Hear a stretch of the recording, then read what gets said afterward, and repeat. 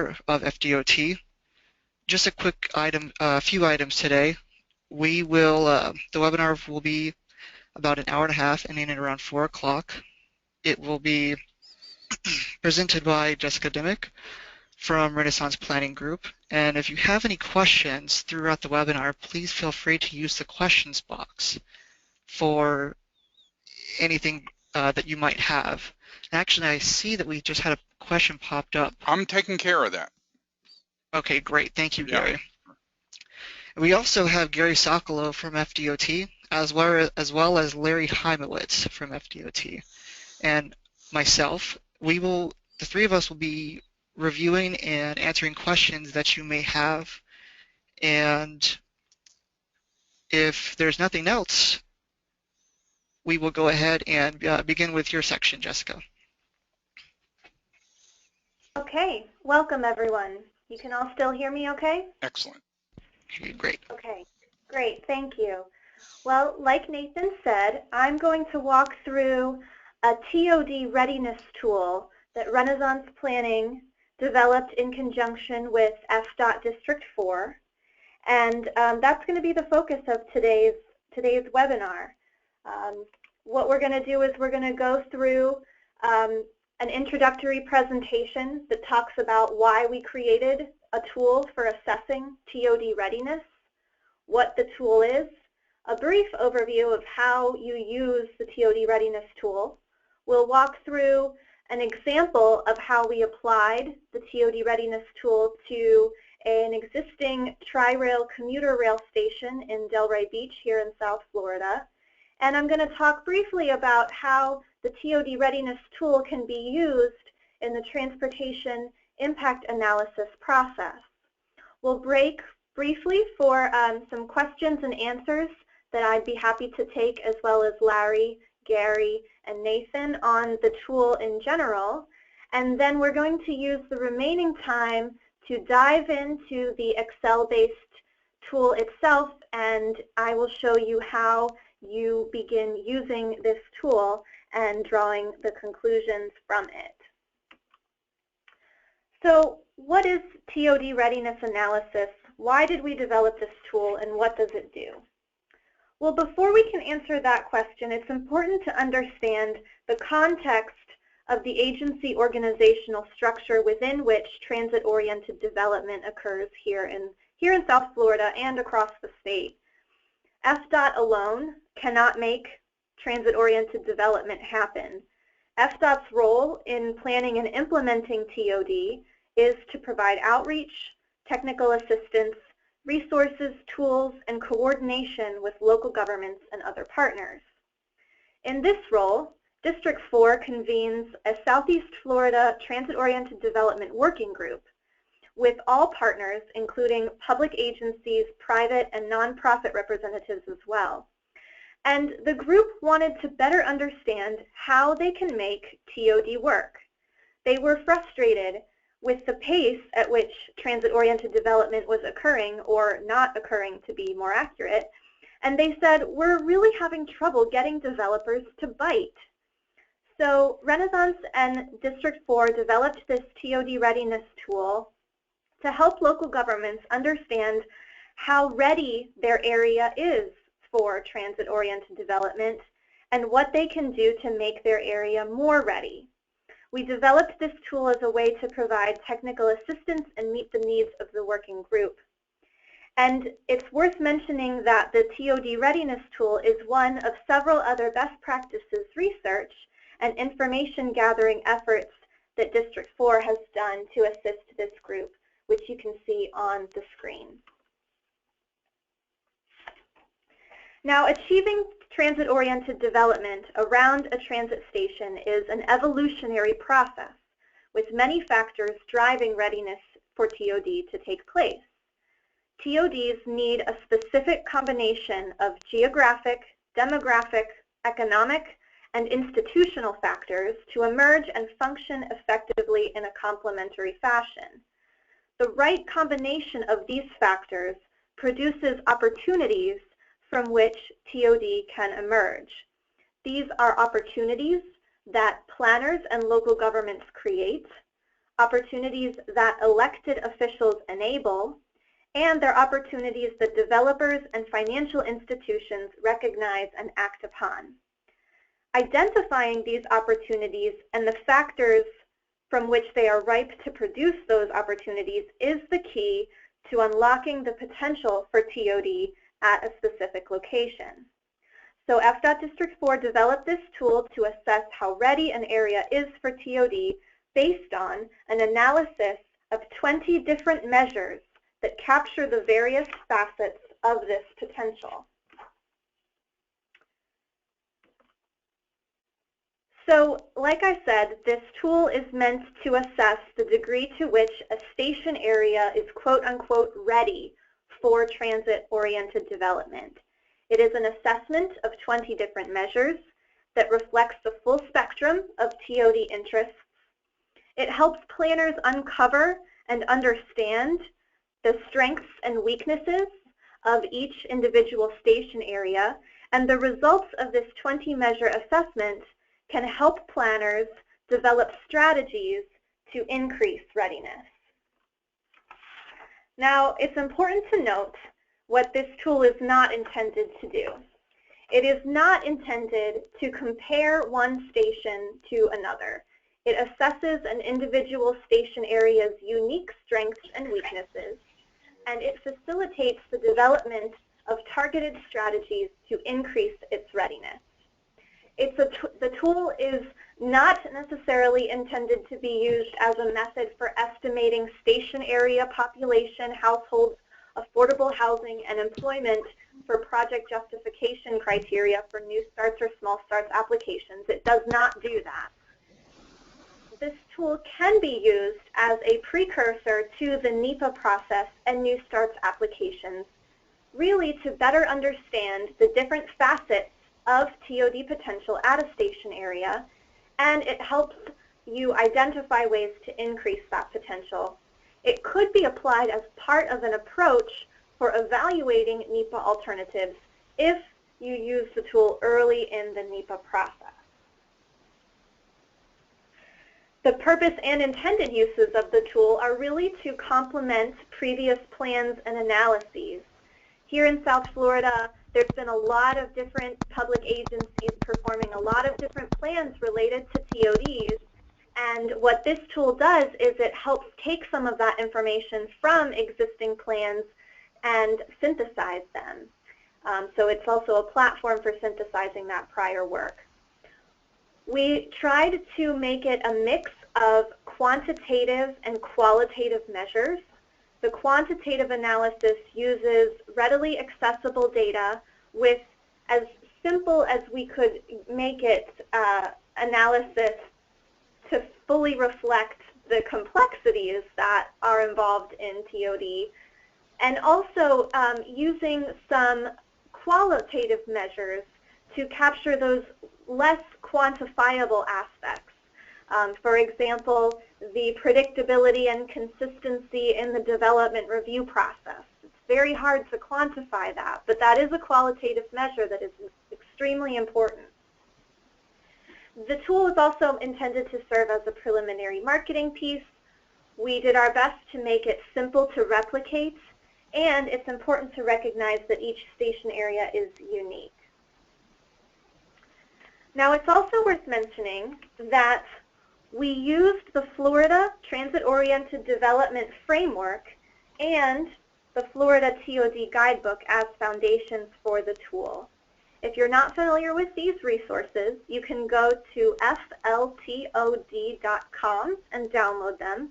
They're also mentioned in FDOT's Transportation Site Impact Handbook. And we used the TOD place types, which is the graphic of the 9 circles,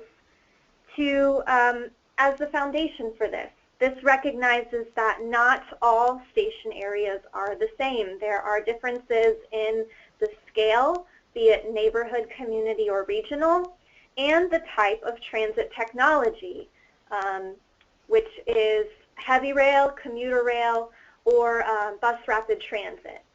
And depending on the combination of these, the scale and the type of transit that it serves, you have different expectations of what that station area should be like in terms of densities, intensities, and mix of uses therein.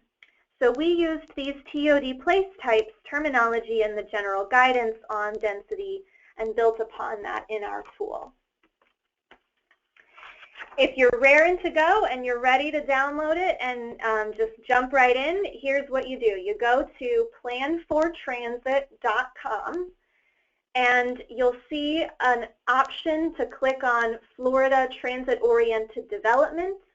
If you scroll to the bottom of that page, you'll see our Florida Department of Transportation Station Area Transit-Oriented Development Readiness Tool. That's us.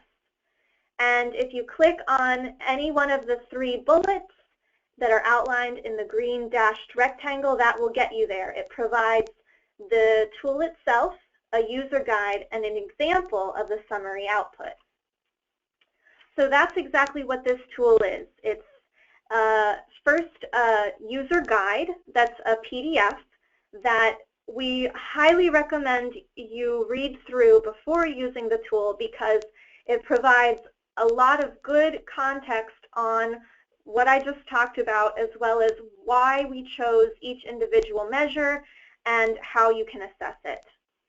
There's also an interactive Excel tool that I'm going to get to later in this webinar, and that's what the tool really is. That's where you're going through and answering questions, inputting data, and entering in your analysis.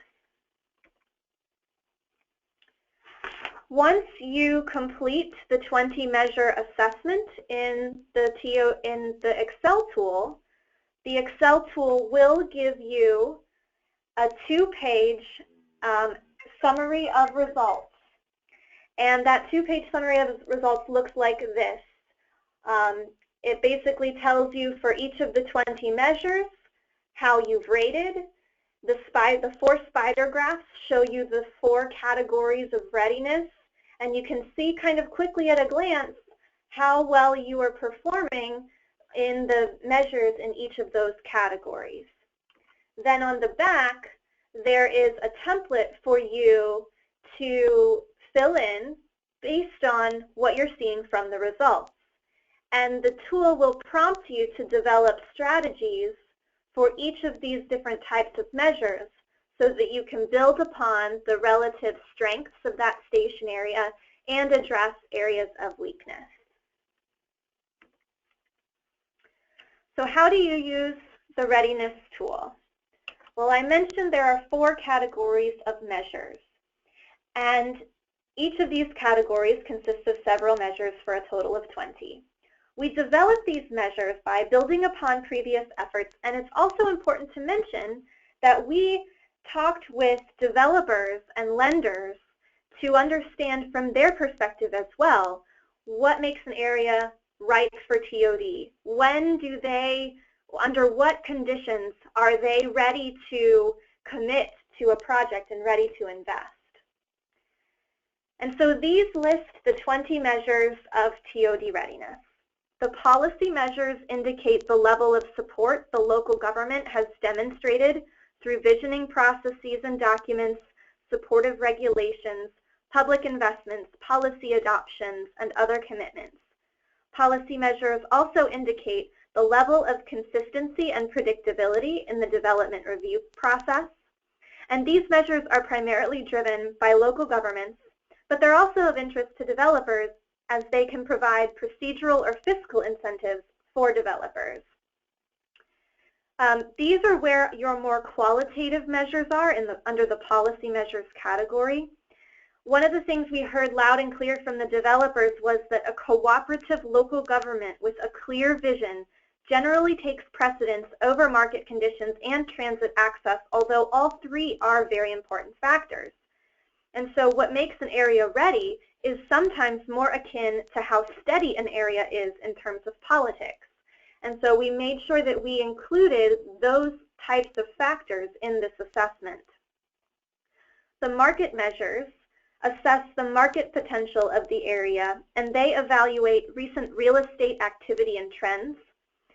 These measures are of primary interest to potential investors because they significantly affect factors like calculated risk and return on investment.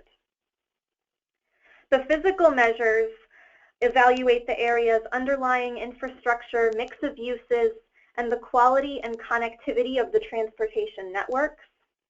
And the social measures reveal the vibrancy and civic resources of the community and the balance of demographic and socioeconomic characteristics. And like I said, later on in this webinar, I will get into how you evaluate each of these 20 measures. So let's say you're evaluating the measures. For each of these measures, if you look in the user guide, it will tell you, why is this measure indicative of TOD readiness? How do you evaluate it? And what are the ideal values? And in the example on the screen, you can see that the measure for trends in income and educational attainment data show that your thresholds, if you have any decline in income and educational attainment trends, you're going to get a 1. If your trends are increasing by greater than 40%, you'll get a 5. And then the 2, 3, and 4 are relative segments therein. So once you open up the Excel tool, you'll see that it starts to look a little bit like this. For some of the quantitative measures, the yellow boxes will ask you to input a number, and the Excel sheet will tell you where you find this number. So if you're looking at the screen, the median home value comes from the Census Bureau's 3-year American Community Survey estimates. It provides you with a link to the fact finder, and it tells you what data you need to do in order to evaluate that. So for this example, you would compile the necessary shapefiles and tables to display the median home value by census block group for the entire station area, and you would compute the weighted average of the median home value for each block group based on the percentage of area of each block group within the station area. For those more qualitative measures, we evaluate them using a set of questions. And this is the example I used earlier. How predictable and consistent is your political and development context? Well, here's the thing. It's hard to discern whether you should give the city that you're examining a 2 or a 3 or a 4 or a 5. And that's okay. The point of this is not to necessarily strive for all 5s or to quibble about whether you give something a 2 or a 3. The point is for you to think very critically about the questions that are being asked, such as, in this example, is there a predictable permitting process? Do you have a general sense of how long it takes to get a permit approved? Do you have a stated goal of timely permitting approvals? For these, you would answer yes, no. For some of the questions, you'll be asked to rate yourselves on a scale of 1 to 5. And the point is really to do that critical thinking, to understand how well you are achieving the goals or not. Because the point of this, as I've mentioned before, is to get to strategies to increase readiness. And so as you're answering these questions, you'll be thinking about, yes, well, maybe we don't do this, but we could. And that's where in the evaluation and the development of strategies, you can come back to the answers that you provided, and those will lead you to the strategies on how you can increase readiness. Now for each of the measures, you're going to evaluate the readiness level for each measure, which is going to give you an empty circle if you get a 1, a half circle if you get a 2 or a 3, or a full circle if you get a 5. You will indicate the direction for improvement, such as trying to implement smaller block sizes or increase connectivity. And once you have evaluated all of the measures within a category, the Excel tool will generate a spider graph that tells you how well you're doing. The goal to be completely filling the spider graph. That would give you all 5. And really, the key here is then to develop strategies to improve readiness. Now, I'm going to talk a little bit about how we applied this tool for the City of Delray Beach at their existing Tri-Rail station. The city had recently formed a task force to examine the Congress Avenue corridor, which is the north-south arterial just west of Interstate 95 in the graphic. And this is a corridor that was really underutilized. It had a lot of vacant or industrial properties, and it was a corridor that the city really wanted to energize. And so they formed a Congress Avenue task force to drive private sector investment to this underutilized corridor. FDOT District 4, working with the city staff, held a half-day workshop with the city staff to apply this readiness tool to the existing Tri-Rail station area, which is the half mile around the blue dot in the graphic. And what we found was this. The strengths of the Delray station are that it's already well served by commuter rail and several Broward County transit lines, and it already has a trolley that takes you from the Tri-Rail station to downtown and the beach. The station area is experiencing neighborhood redevelopment and stabilization, and it contains several community assets, including a Village Academy School, Catherine Strong Park, and Saltwater Brewery. And the area's market potential continues to grow. But as far as its weaknesses, Interstate 95, the E4 canal, and a large golf course limit the amount of land within walking distance of the Tri-Rail station. Large block sizes, narrow sidewalks, and a lack of trees create an uncomfortable pedestrian environment, and the development approval process is long and arduous. Additionally, city planners noted that workforce housing policies could be improved. So based upon those results, the second half of the workshop with city staff focused on identifying strategies to build upon those strengths and address those areas of weakness. And here are the strategies that they came up with. Develop and adopt a clear and compelling vision that reflects the community's values. Revise the city's regulations to support that community vision.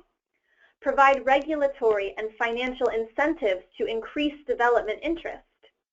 Create better connections for pedestrians, cyclists, and transit routes. Undertake corridor streetscape improvements and develop a complete streets policy for the corridor. Strengthen your housing policies to ensure a diverse mix of housing options, and initiate a branding campaign to drive more energy and interest into the corridor. These are recommendations that the task force is now taking to City Commission, so it's very exciting. So the outcomes of this technical assistance between FDOT and city staff was greatly appreciated on all fronts. The assistance allowed city staff to identify concrete strategies based on the data and analysis and to help move forward the task force's efforts. The workshop generated discussion amongst city staff on the roles and responsibilities for moving forward. And the task force can continue this discussion as it solidifies its recommendations for the City Commission. The City Planning and Economic Development staff discussed items that they could undertake and items that will require coordination with other agencies such as FDOT and Palm Beach County for additional pedestrian and transit connections. The tangible benefits to FDOT were that this technical assistance provided an opportunity to test the application of the TOD readiness tool.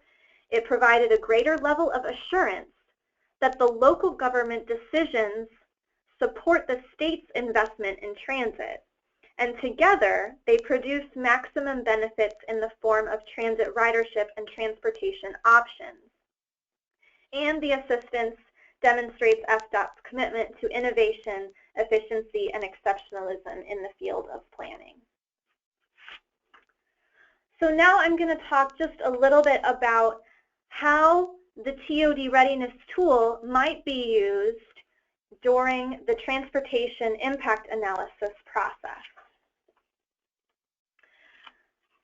Guidance from the Transportation Site Impact Handbook notes that FDOT reviews should focus on minimizing adverse traffic impacts to the state highway system, and that the recommendations can include roadway facility improvements or land use changes. Reviewers should utilize both quantitative and qualitative methods of analyzing impacts, and the handbook encourages coordination amongst planning partners to develop solutions other than adding lanes. The handbook is very clear that transit-oriented development is a potential mitigation strategy, and in general, it's really an approach that can accommodate new growth with minimal impact to the state highway facilities. But in order for a TOD to achieve its fullest trip-reducing potential, those unique combination of factors must exist. Remember when I talked at the beginning of this webinar that it's really a combination of these 20 factors together that allows TOD to emerge. So when you're looking at a potential TOD, you can utilize this tool to understand how an area is doing in terms of readiness, and that can give you an indication of the level of success and how well this development can reduce the vehicle trip generation. I also wanted to mention that the handbook mentions that reviewers should be familiar with many of the following: local and adjacent comprehensive plans, MPO long-range transportation plans, transit development plans, transportation disadvantaged service plans, transportation demand management resources, commuter assistance programs, bicycle and pedestrian plans, and proposed comprehensive plan amendments and transportation concurrency exception areas. And what's interesting is that the TOD readiness tool does get to a lot of these items. So interesting to note. The TOD readiness tool really is most applicable in the review of medium to large TOD or mixed use site amendments. So given the fact that a future land use amendment that's mixed use has that potential, this tool can help you understand, are there other attributes for a successful mixed use or transit-oriented development in place, or are they part of the proposed development? And if not, those missing attributes could be suggested as mitigation strategies for achieving a TOD that successfully reduces automobile trips through encouraging higher shares of other modal options. The tools, measures, and thresholds can help reviewers develop tailored strategies for individual site or comprehensive plan amendment reviews. This tool can supplement that site review effort by providing a thorough overview. It can outline the elements of successful TOD and provide appropriate thresholds for TOD elements, and it could function as justification for adjustments to trip generation. Now, the tool does not develop internal capture rates, but it can be used to assess whether a proposed rate makes sense. If a site is not very ready for TOD, it will likely not achieve a higher internal capture rate. So, so that's that. And then finally, I wanted to mention in terms of mitigation that the 20 measures of the TOD readiness tool align with many of the different mitigation strategies that are mentioned in the Transportation Site Impact Handbook, including street connectivity, transportation demand management techniques, enhancements for use of HOV or transit, TODs, bicycle and pedestrian connectivity, and land use transportation strategies such as transportation concurrency and impact and mobility fees. So at this point, I would like to break for questions.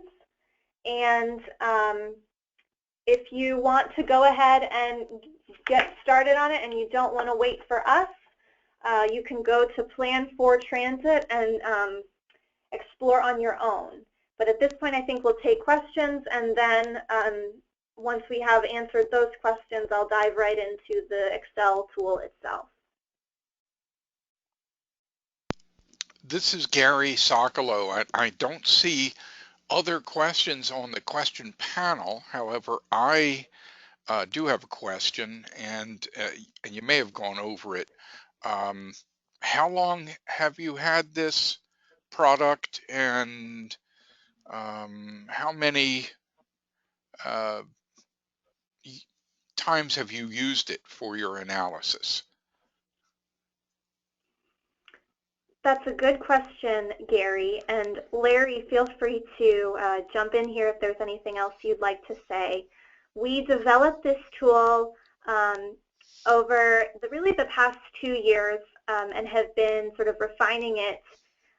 The latest and greatest version that you'll see, I guess it's been maybe 6 or 9 months old. It's relatively new. Okay. And the Delray Beach example that I just shared with you is really our only real place in which we have tested it, although as we were developing the tool, we were utilizing data from other real places to make sure that we were calibrating our thresholds appropriately. Okay.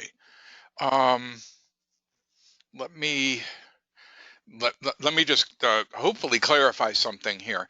Um, uh, District 4 got you at Renaissance Planning to create this tool, but this tool is available to be used by local governments or even for guidance for developers, correct, as is? It is, yes. It is meant to, we created it specifically so that it can be used.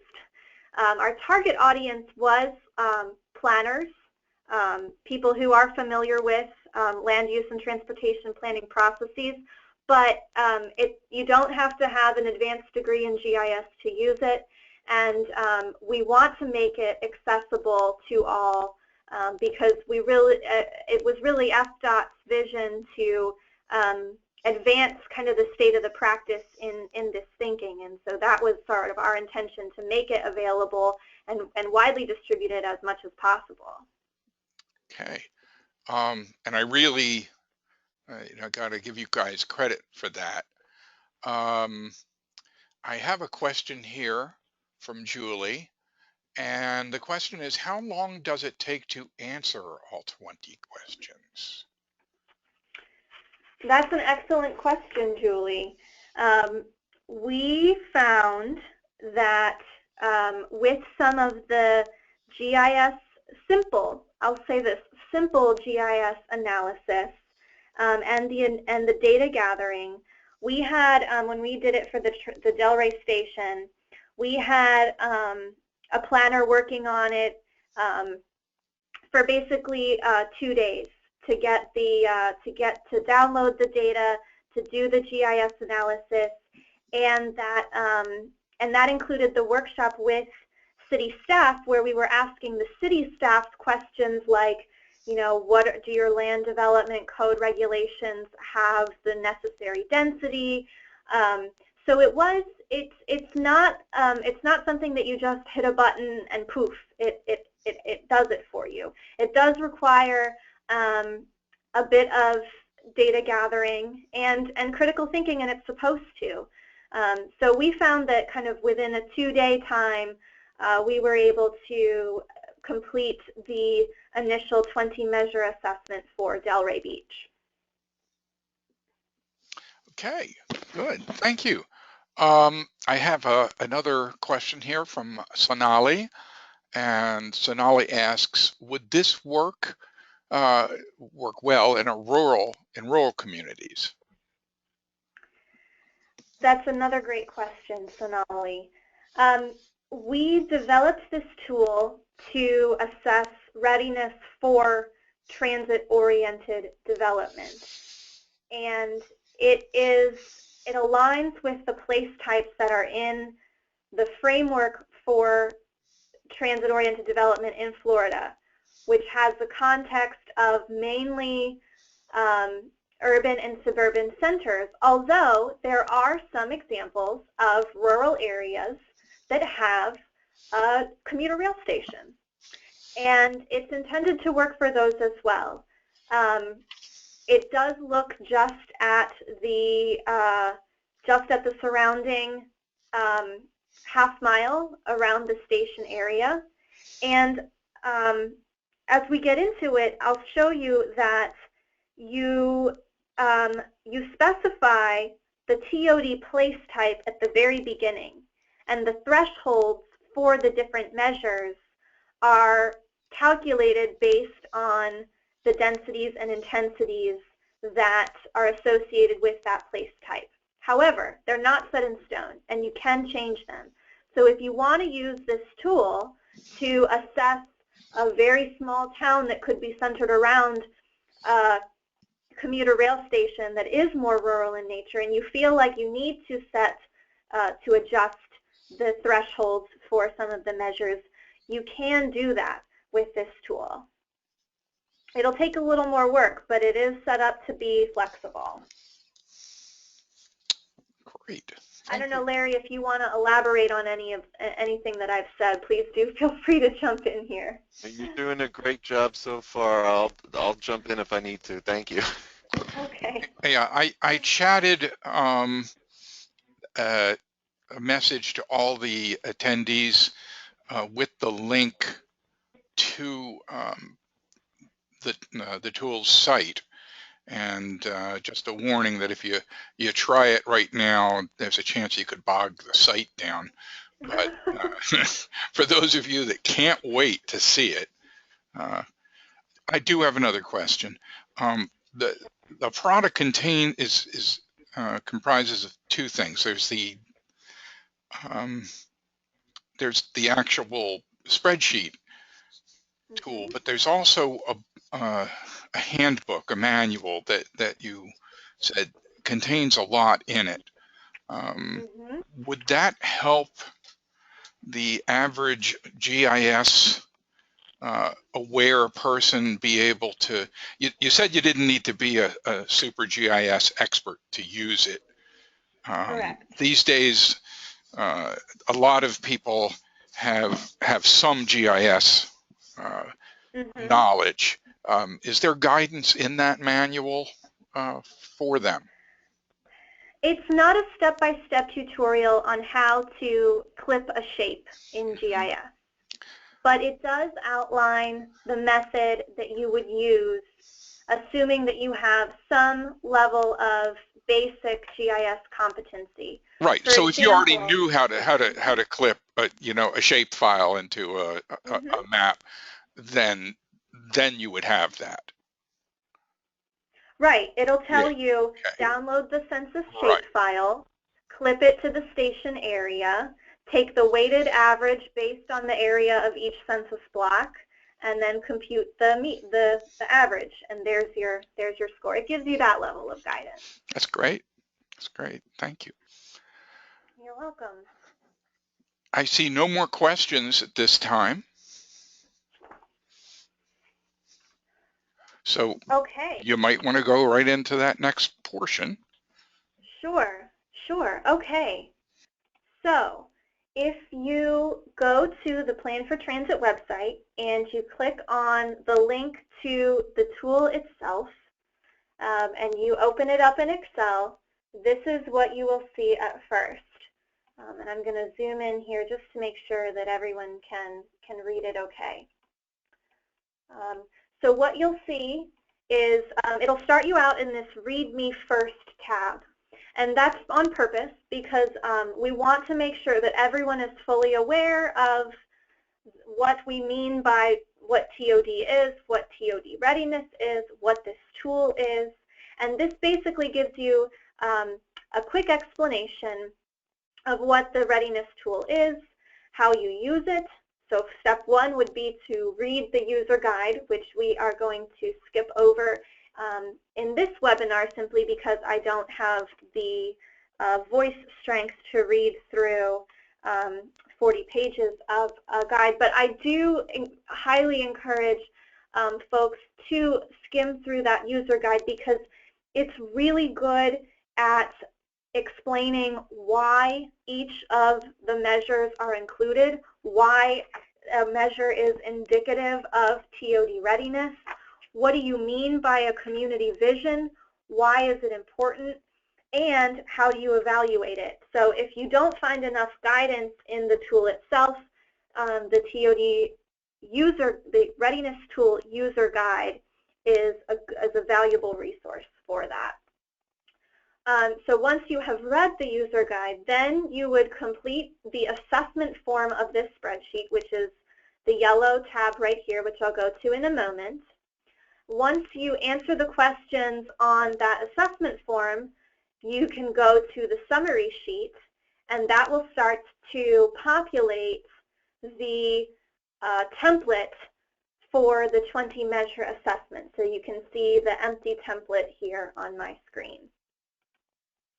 Once you fill out that 2-page summary sheet, you're pretty much done.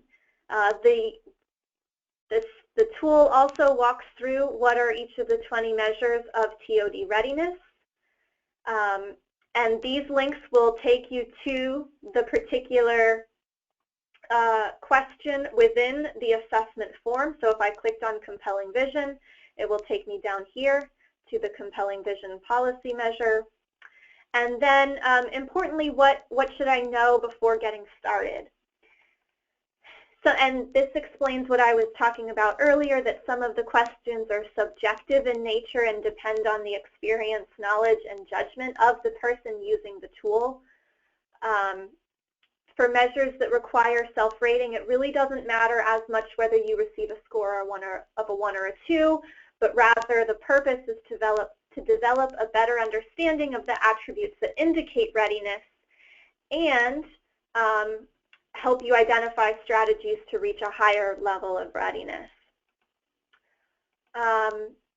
And then if you want to change those assumptions, if I'm Sonali and I want to really dig into the thresholds and make some tweaks because I think some of the thresholds for, say, block size really aren't applicable, this will tell you how to do that. And it basically just gives you a little bit of information on how the rest of this spreadsheet is structured. Okay, so if we're ready to dive in and you're ready to begin, you would click on this, what was a yellow assessment form tab. And the row 1 here that is frozen, it will take you kind of a quick jump around to the 4 different measures in case you get lost, because it is quite a long spreadsheet. It tells you that the worksheet contains a series of questions to evaluate the 20 measures of TOD readiness, and it gives you directions to fill in the information requested in each orange or yellow box. The orange boxes are ones that have inputs already associated with, so you would click the arrow next to the orange box and select the type of, select your selection from the options listed. The yellow boxes are ones where you're going to have to enter information yourself. So if you're looking at average median home value and it tells you how to conduct the GIS analysis, it will tell you how to do that, and then you come up with the answer of, $250,000, and you would type that into the yellow box. Before you get into each of the 20 measures, it will ask you 3 very important questions about the background information. The first one is to select the county in which your station is located. And we have made this calibrated for every county in Florida that has a piece of a metropolitan area in it. So if I am looking to do my Delray Beach example, I would click on Palm Beach County. Then it asks you to select the envisioned or desired transit type. And this is important. This is calibrating back to the thresholds and densities and other metrics that are found in the TOD framework for Florida document. So in the example of the Delray Beach Tri-Rail Station, they already have commuter rail, and commuter rail is really the highest level of transit that is envisioned there. So we would select commuter rail.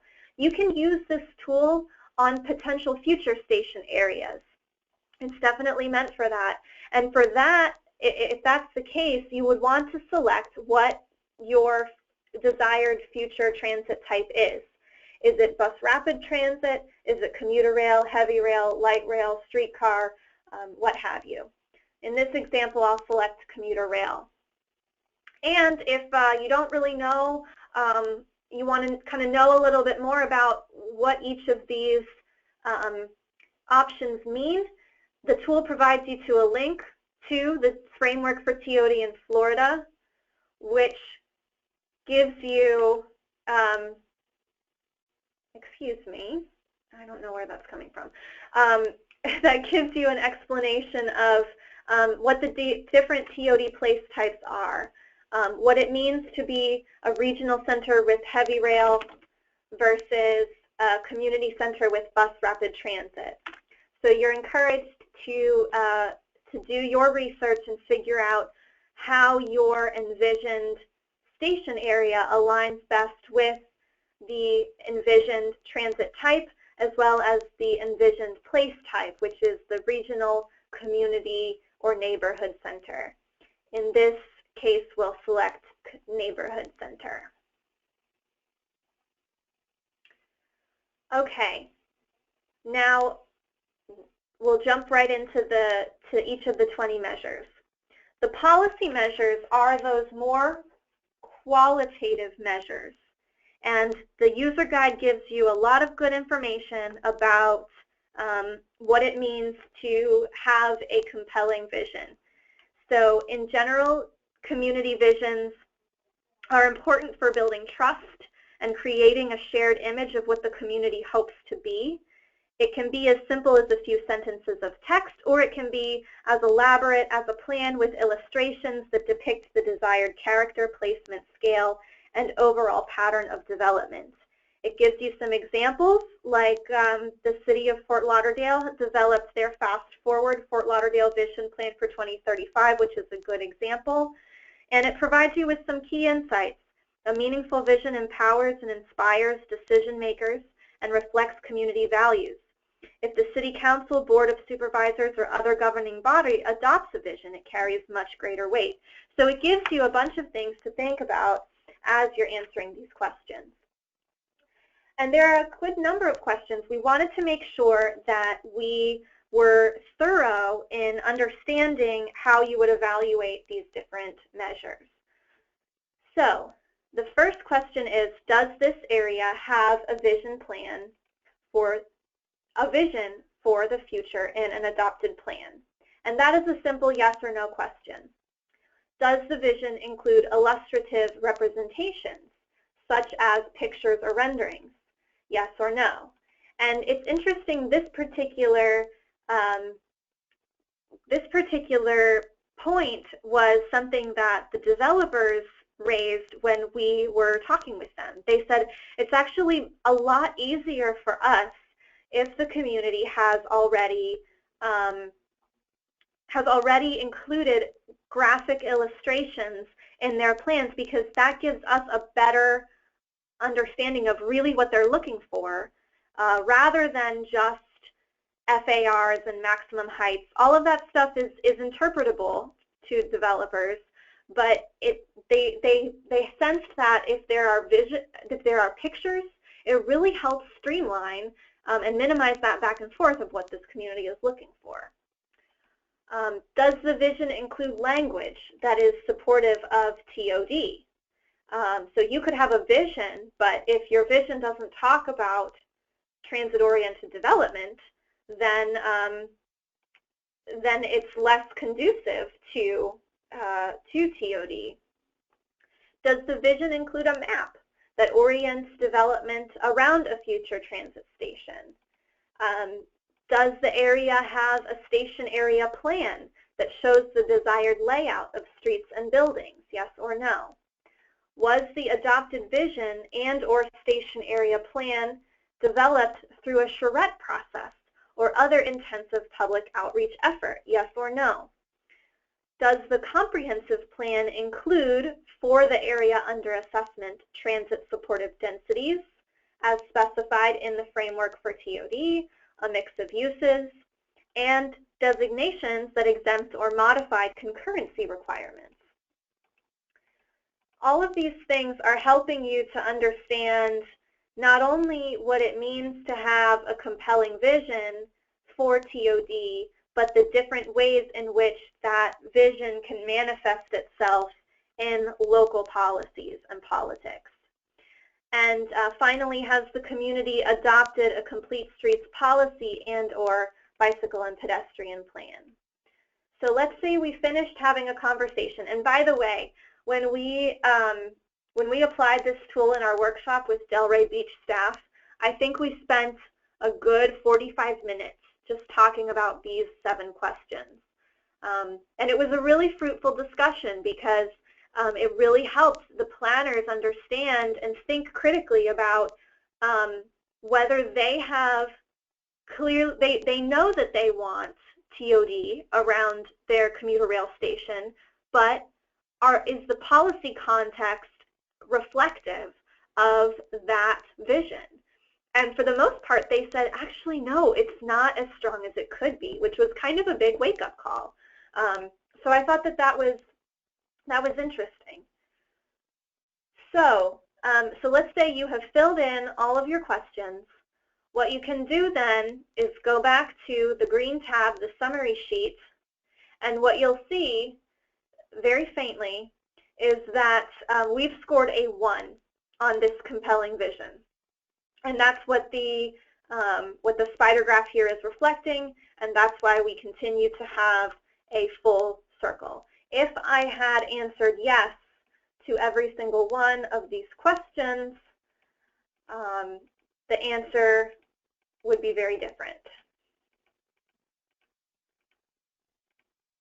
So here you have now a 5, and your compelling vision point on the spider graph has reached to the top, to the outside of that radar graph. Finally, let me just kind of bring us full circle here. If you look in the TOD Readiness User Guide, for this particular measure, compelling vision, this is what I was talking about. It will tell you why a compelling vision is indicative of TOD readiness. It gives you background on information on what community vision is. What should they include? Are they important to developers? What if it doesn't mention TOD? And policies to support the community visions. Most importantly, what it does is it outlines the questions that we just answered in the tool, and it's telling you the thresholds that are associated with each of your answers.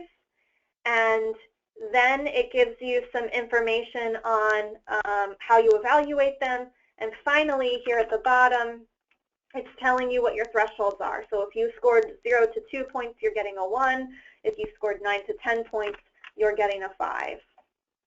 It will also tell you what are some alternate ways of measuring a compelling vision, which in this measure is not that important because it is qualitative, but for some of the more quantitative measures like transit travel shed or block size, path connectivity, there are some more sophisticated tools that if you really are a GIS expert, you can employ, and you can kind of substitute those different methods for a more robust analysis if you want to.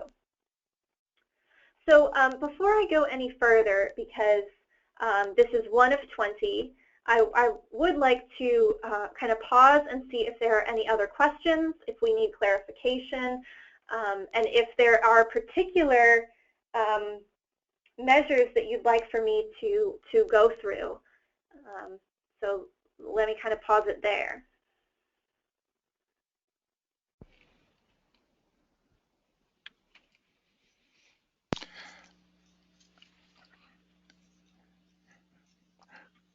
Helen, could you repeat your question that, or pose the, because the question I've gotten is not necessarily about this particular presentation. It was about future webinars. And it was just a reminder that once you're on our list, unless you ask, you get off. And the person saying something that some people from the county would have really benefited from this, and that is our responsibility at Florida DOT, and we will do that.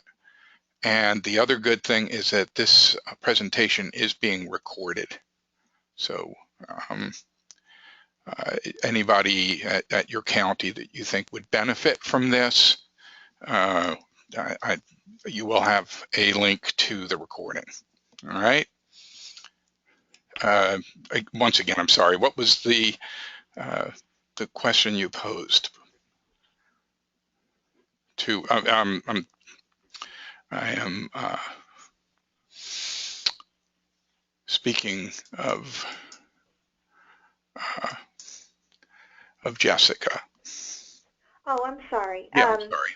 Gary, my question to the participants was, if you look at, let me go to back to the PowerPoint where we list all of the 20 measures.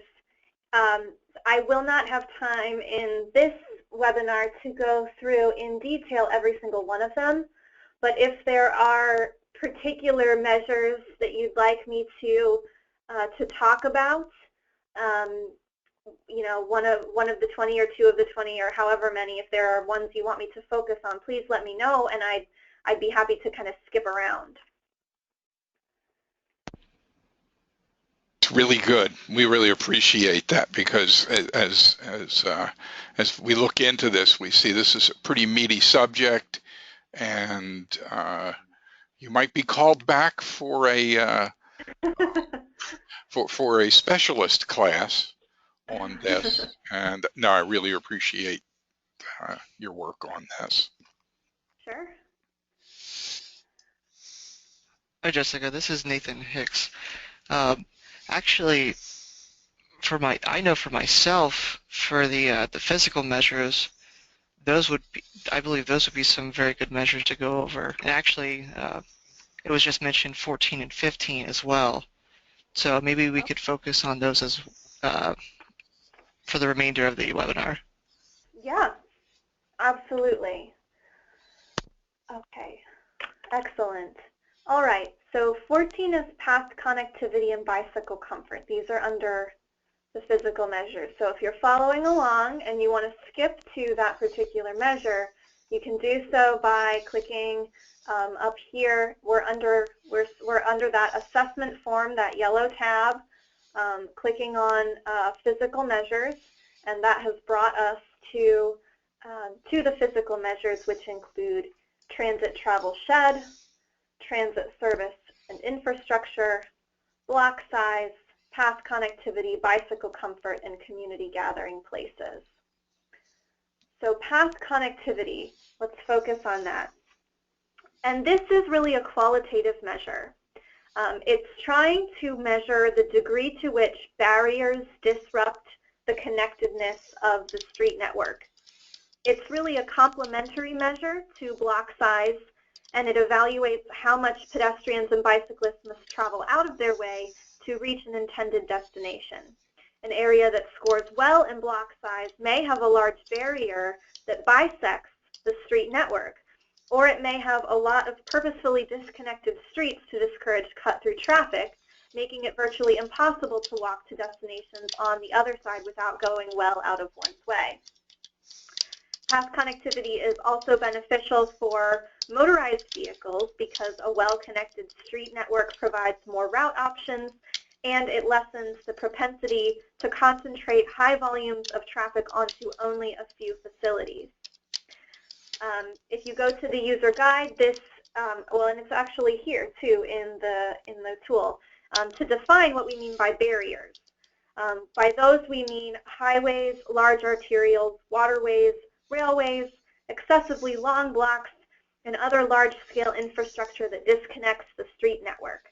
Whether these features are barriers to connectivity depends on their scale and length and how they are integrated into the surrounding urban form. So how do you evaluate path connectivity? Well, in this instance, remember, we're not going for a detailed GIS network analyst quantitative measure, although you can do that if you want. Measuring path connectivity in this instance requires a simple visual assessment of an aerial image, such as from Google Earth, to determine whether any large barriers disrupt the street network, how frequently connections across the barrier are provided, and whether significant portions of the street network are disconnected. And the following criteria prompt users to identify the block structure within the station area and any barriers that may affect path connectivity. So it gives you kind of a link to Google Maps and Google Earth if you're really new. And for this, it basically says block layout. Please select the description that best characterizes the street network within the study area. So if you were to look at it on Google Earth, what do you see? Do you see more of a grid pattern, that small-scale street pattern where local public streets typically cross at four-way intersections with few or no dead ends?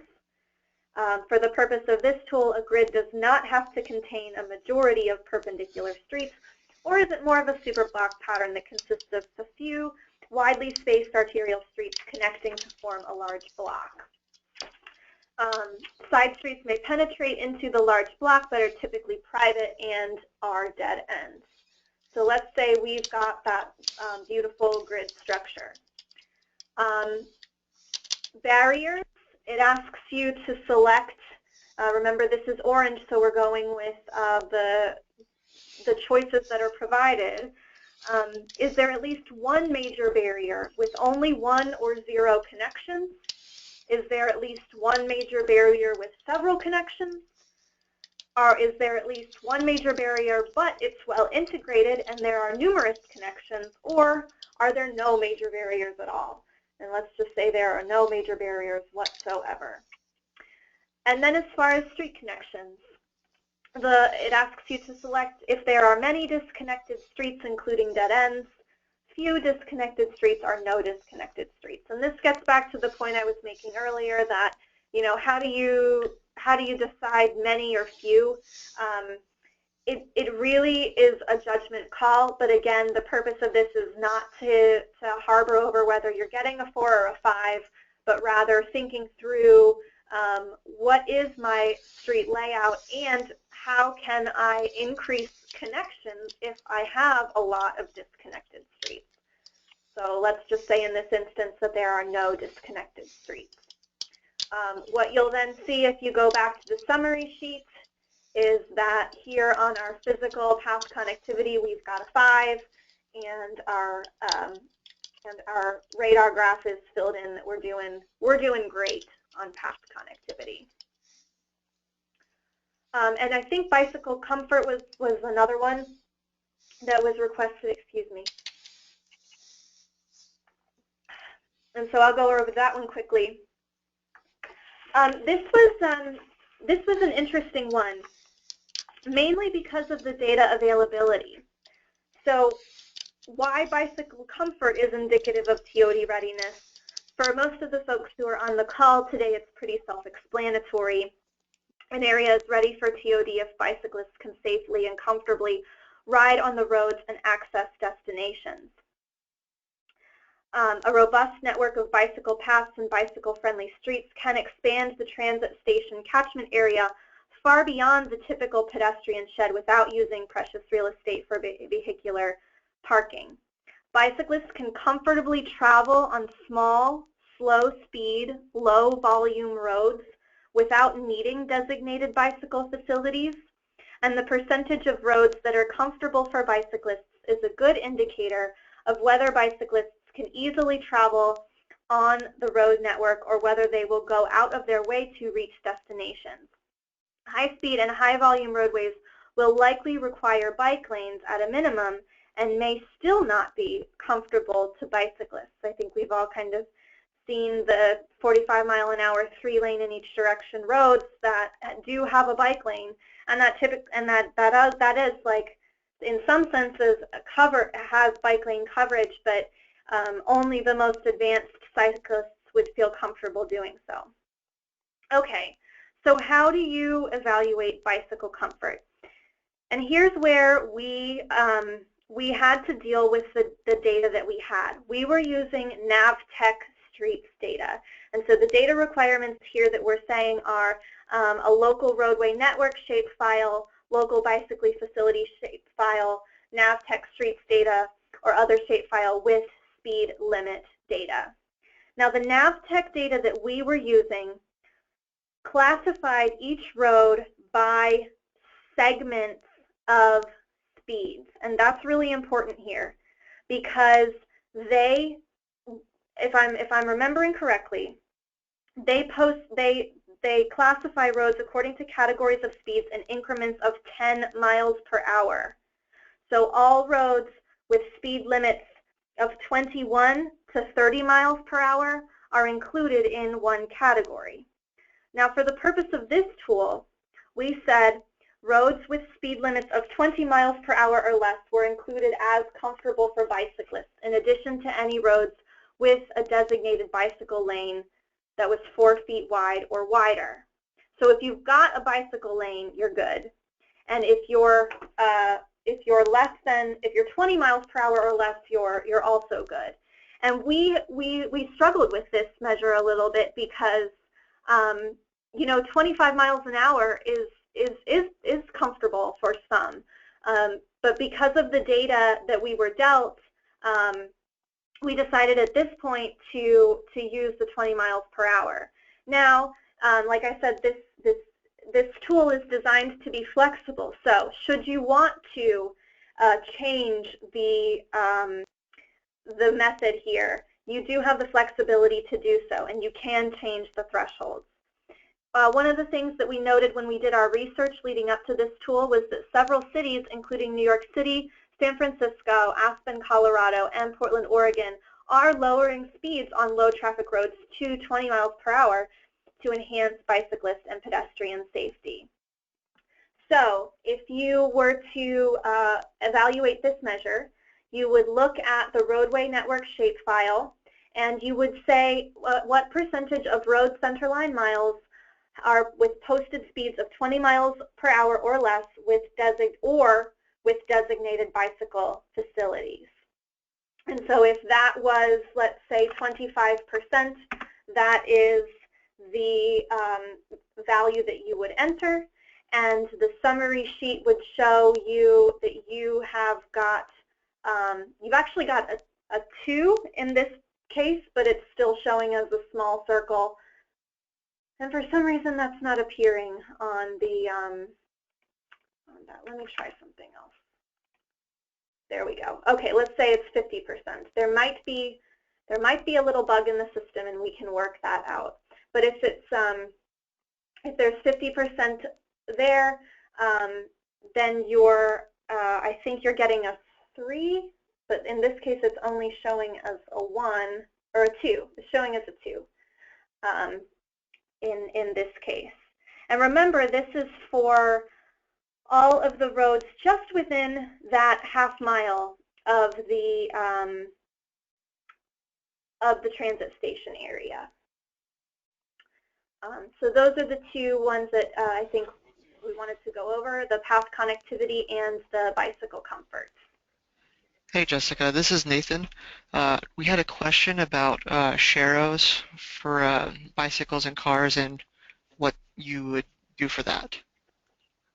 That's an excellent question, and I think I would have to go back to the user guide to be sure, but I think we do. No, in the user guide we say actually that's not a designated bicycle lane. So I don't believe that in the criteria we have set up that would count. But if you disagree with that, because a lot of this is relative, if you disagree with that and you say we are undertaking an aggressive sharrow program, we've discovered research that says that that sharrows have increased bicyclists safely immensely, and we really want to change the criteria for our station area so that it recognizes and is sensitive to sharrows. You can do that with this tool.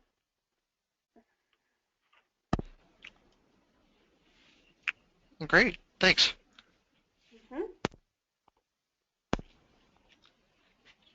Jessica, do you want to show them the thresholds tab on how to adjust the thresholds? Sure. Okay. So if you do want to go that route and you do want to change some of the methods or notably some of the thresholds for the scoring criteria, you're gonna delve into the depths of Excel and utilize these gray tabs.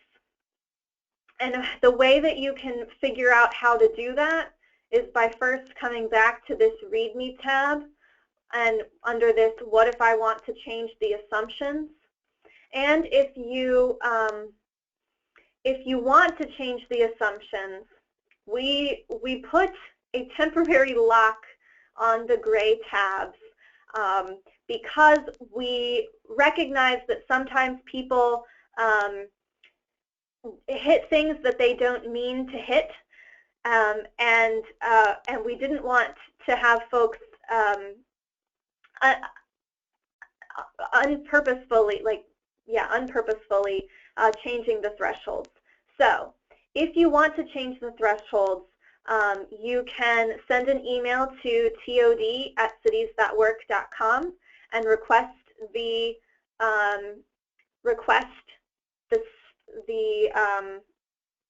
password. I think if I can, let's see if I can remember what it is, because it's been a little while and I apologize. Let's see if I can figure out how to unlock it really quickly. Let's see, unprotect sheets.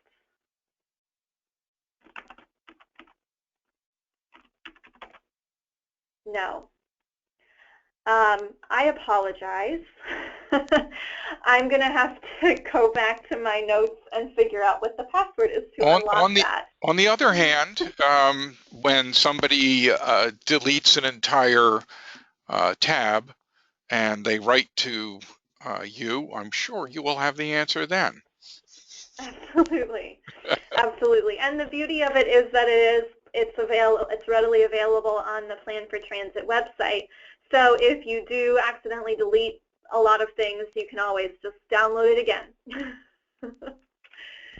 So I apologize that, and we can I can follow up with Larry and Nathan and provide the password for folks who are interested, and you guys can disseminate that information once I do find it. But regardless, let me kind of walk through what you're seeing here.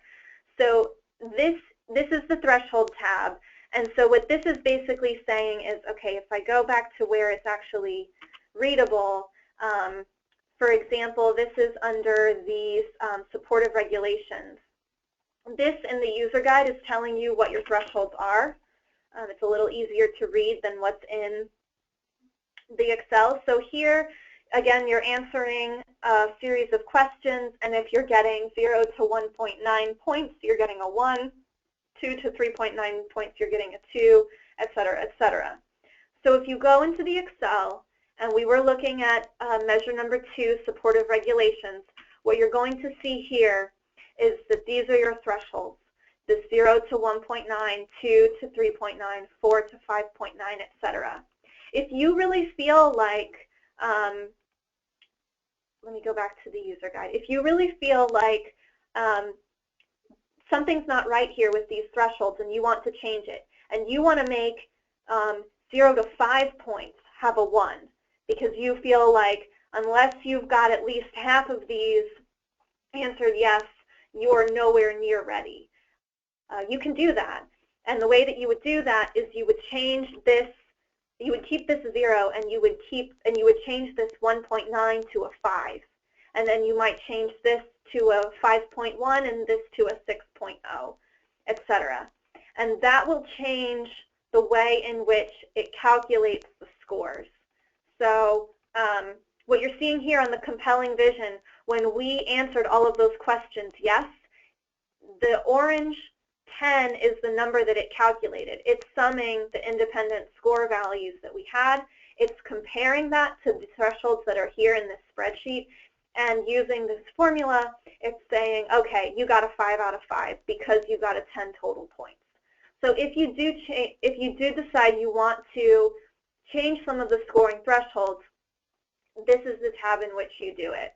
The rest of the tabs will have other thresholds related to specific measures. For example, this red potential tab looks at thresholds for your redevelopment potential, and the redevelopment potential score is a combination of several sub-measures, if you will, that look at vacant and underutilized parcels, parcel ownership, parcel size, and single-family land use. So if you want to change any of those, you can do that. Basically, the yellow, the faint yellow background indicates those cells that you would change if you wanted to make a change. Census data, that's where we're pulling information on median home value and median gross rent.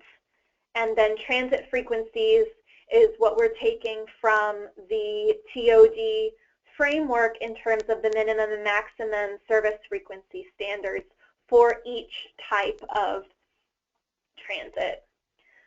So I hope that that kind of gives you a good overview of what this tool can do. So if you don't agree with us on the thresholds or methodology and you want to kind of create your own, you have the ability to do that.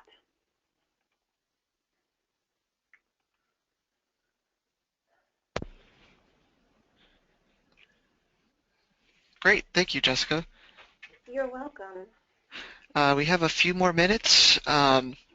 If there were any other measures in particular that we didn't go over that that you may want to go over real quickly? Sure, I'd be happy to. I think the transit travel shed is one that's really interesting, as is the Housing and Transportation Affordability Index. So I will, and those are quick. So I'll kind of go through them if unless anyone else pipes up and wants to see something different.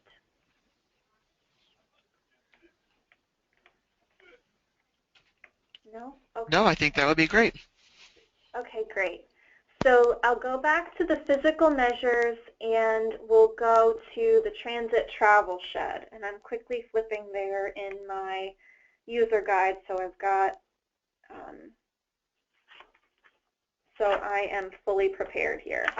Bear with me one moment. Okay. So transit travel shed is really looking at how many jobs can you get to from the area, from the existing transit station through existing transit services. Another way to say that is an area is ready for TOD if existing transit services within the area provide easy access to jobs. The more jobs that are available via transit service to an area, the greater the potential demand for housing and complementary non-residential uses for daily non-work activities. The proximity of a station area to existing employment centers and downtowns is one of the most important factors influencing development along a transit line. That is from the Center for Transit-Oriented Development. If relatively few jobs are currently accessible via transit, a future strategy might include increasing the amount of employment within close proximity to the station area and investing in transit improvements. So how do you measure this? Well, there's a lot of people working on transit travel shed and accessibility measures in our profession. It seems like you blink and there's another report that has some sort of accessibility measure. And so what we decided to use here was the Center for Neighborhood Technology's All Transit tool. But we decided to use this tool because it is easy and it provides very quick results. If you want to utilize a much more robust way of analyzing transit accessibility, you are most encouraged to do so.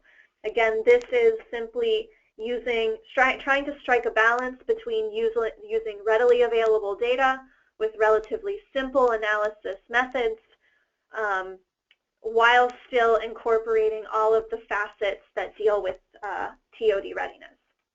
Okay, enough of my caveat. So if you wanted to assess this measure, you basically will click on the All Transit tool, and that will open up in your web browser the All Transit tool from the Center for Neighborhood Technology.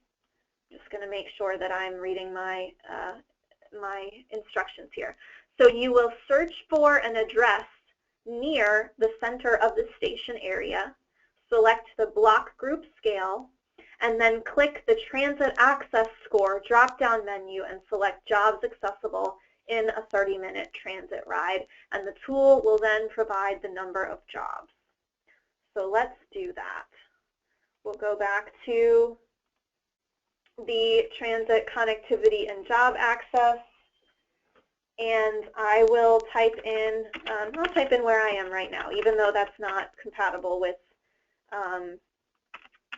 where we were looking with Delray. Northeast, we are on 5th Avenue in Delray Beach, Florida. So here I am. I would not like a quick tour. And what I think this is going to show you is this is the block group that we're in. And so if I look at jobs accessible in a 30-minute transit ride, it tells me that there are 78,572 jobs accessible from where I am within a 30-minute transit ride. So I would take that number and I would plug it in here.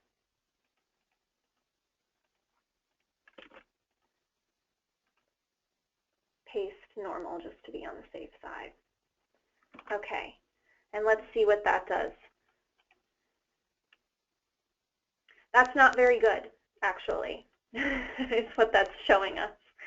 And that's because the thresholds that we've set for it, if I go to my transit travel shed, well, are 0 to 50,000. And to 100,000, and then to 200,000. So it should be registering as a 2, I believe. Where you're seeing there is a 1. No, that's a 2. That's a 2 because the center is here, so it's a 1, 2. And it's showing as an open circle because 1 and a 2 get open circles, 3 and 4 get half circles, and only 5 get full circles. So that is the transit travel shed. The last one just the couple of moments that we have left that I will just quickly mention is the Housing and Transportation Affordability Index. And this is another one that uses an already existing tool. Some of you may be familiar with the Housing plus Transportation Affordability tool. And that's one where you're simply downloading the H+T Affordability Index data from the website, joining this data to the station area block group in GIS, and computing the average weighted value for all block groups within the station area for the regional typical household type. And this gives you some links to additional information. So with that, I'll turn it back to Nathan and Gary, and thank you all for following along with me. Thank you for the opportunity to present this tool. I will kind of leave Larry's and my contact information up on the screen in case you have any questions. And again, thank you for the opportunity. I hope it was a good experience. Yes, it really was. Jessica, Larry, we really appreciate time and effort into not only this presentation, but the work product. I can tell you it's one that has given us more questions than any other one that we've done in the past.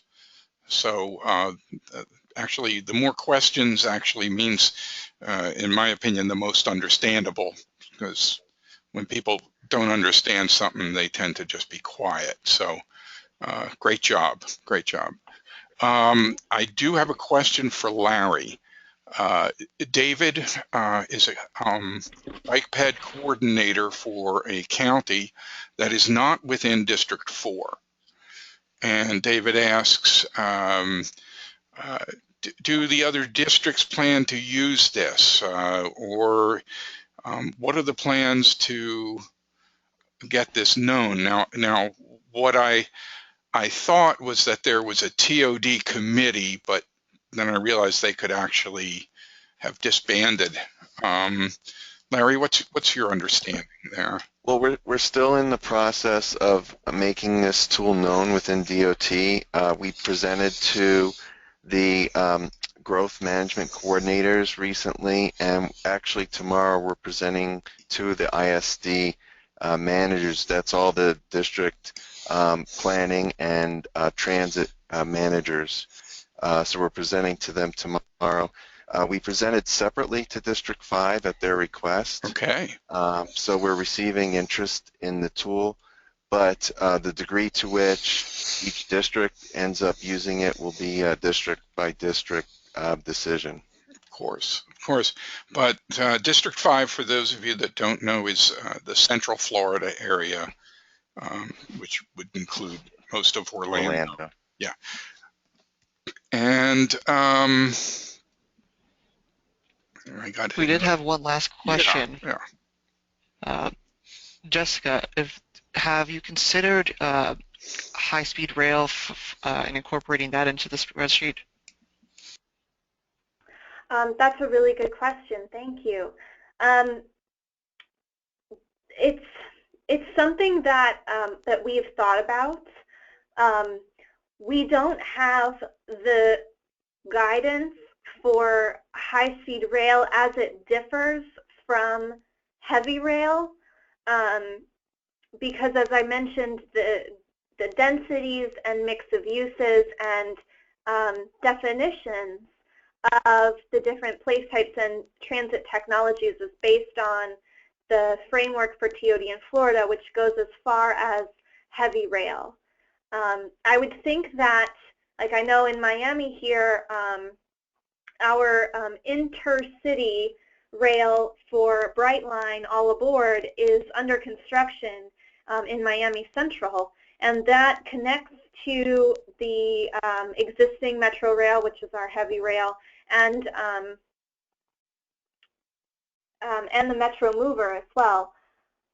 So I would think that the thresholds that we have for heavy rail might be applicable to high-speed rail, although high-speed rail is more of a it has attributes of commuter rail as well.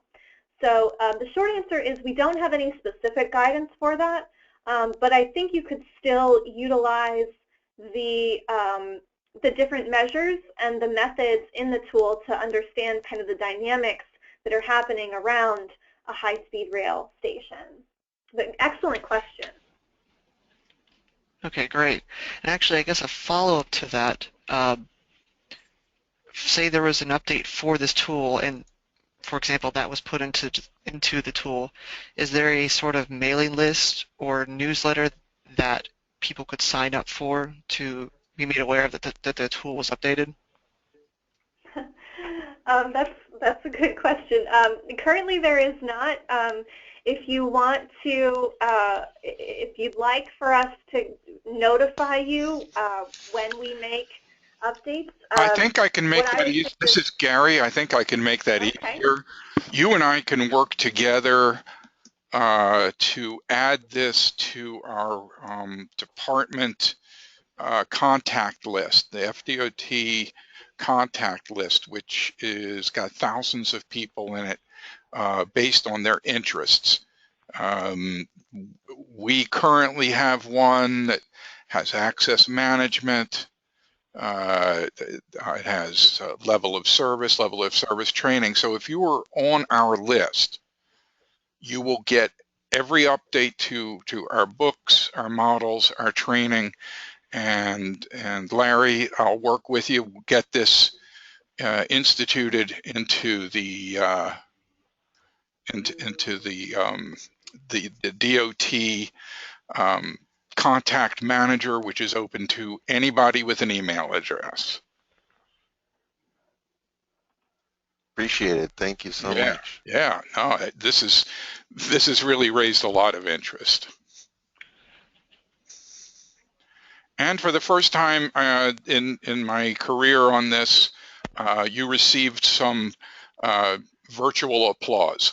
So, Gary, I would like to mention one thing. I think one of the strengths of this tool and why it's worth the time to understand it and apply it is that you as a planner, to make policies and develop strategies, really doesn't have to be based on anecdotal information. Now you have a tool that's based on solid information to really put some strength behind the recommendations that you make to your policy decision makers.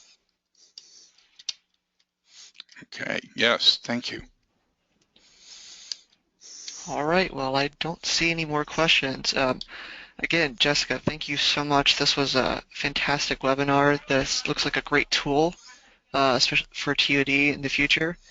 If anyone has any questions, we'll also be sending up a follow-up webinar sometime tomorrow with the presentation and all of this attached to it, along with many other links that you could forward on, and there is also a recording.